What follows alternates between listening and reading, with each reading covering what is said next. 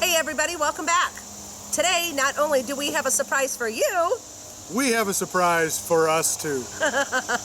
Yes, over coffee this morning, we just came up with a little brainstorm idea, so we changed our direction today, and we are going to make, in our Dutch oven of course, we're going to make a cheesy hash brown potato meatloaf. Stay tuned, you'll get to see how it turns out just like we do. Yes, this is uncharted territory.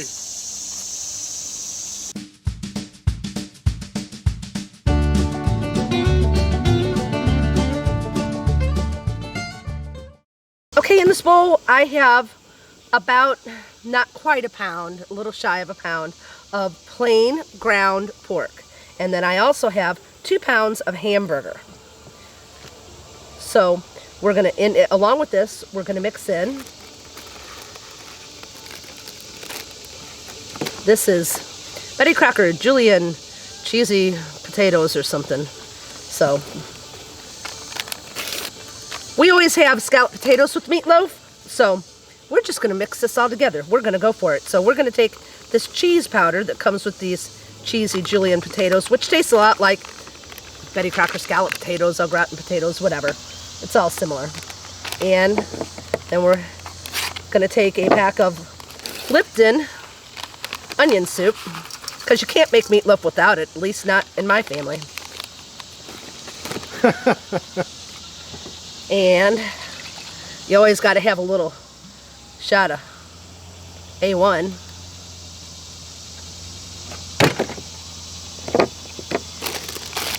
And here's the pack of the Julienne potatoes. Gonna dump those in there. So we're not gonna use any cracker crumbs, or my dad used to put oatmeal in meatloaf. My grandma did. So we're not gonna use that. But we are gonna take some shredded cheddar cheese.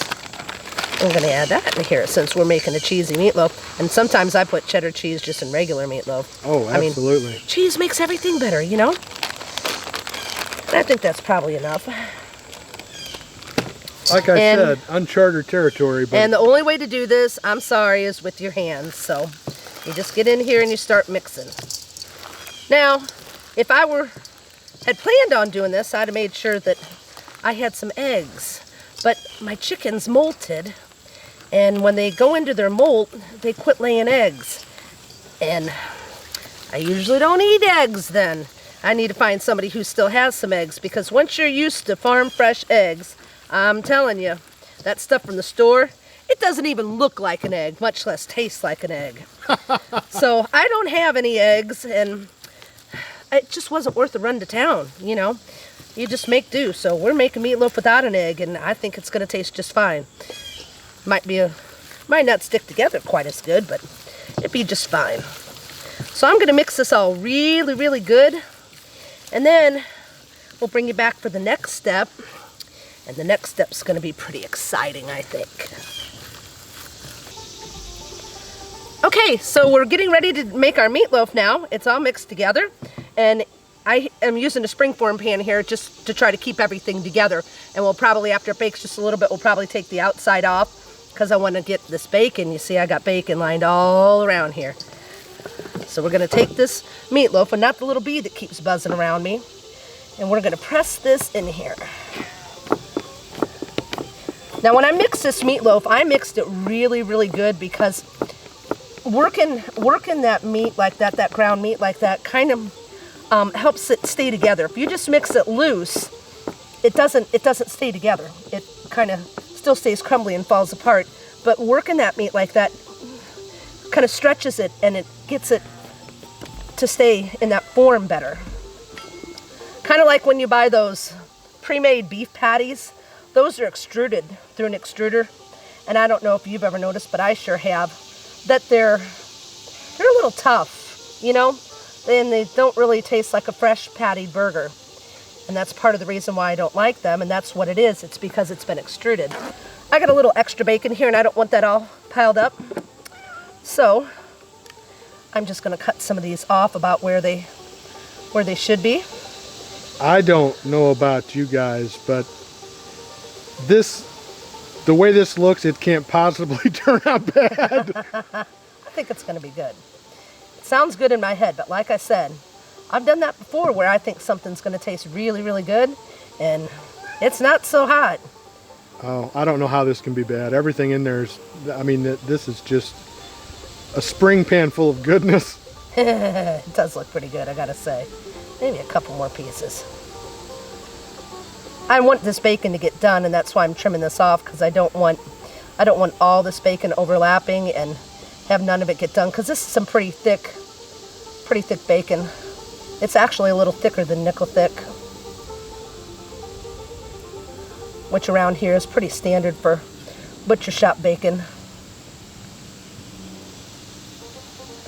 I think that looks pretty good. What do y'all think?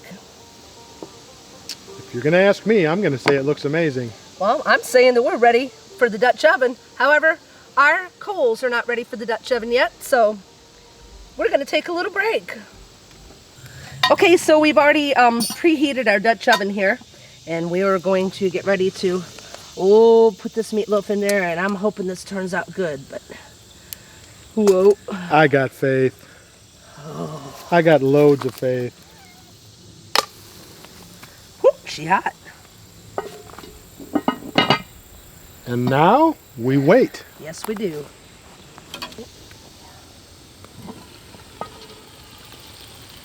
Meatloaf's looking good. Ooh, it is. Yes, it is. Nice.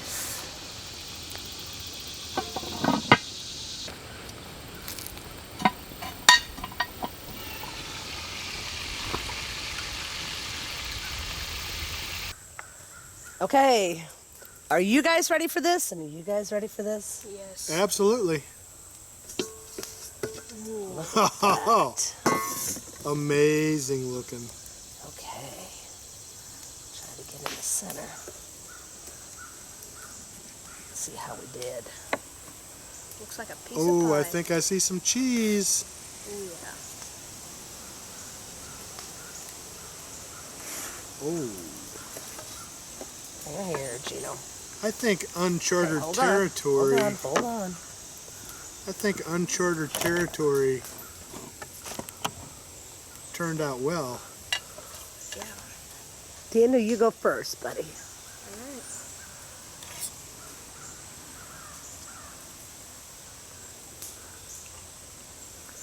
What do you think? That is good. Try her out, Gino. You got a nice, Well, I'll get a close-up. Hold on Hear one that? second. beautiful Dutch oven meatloaf. Look at that. Nice.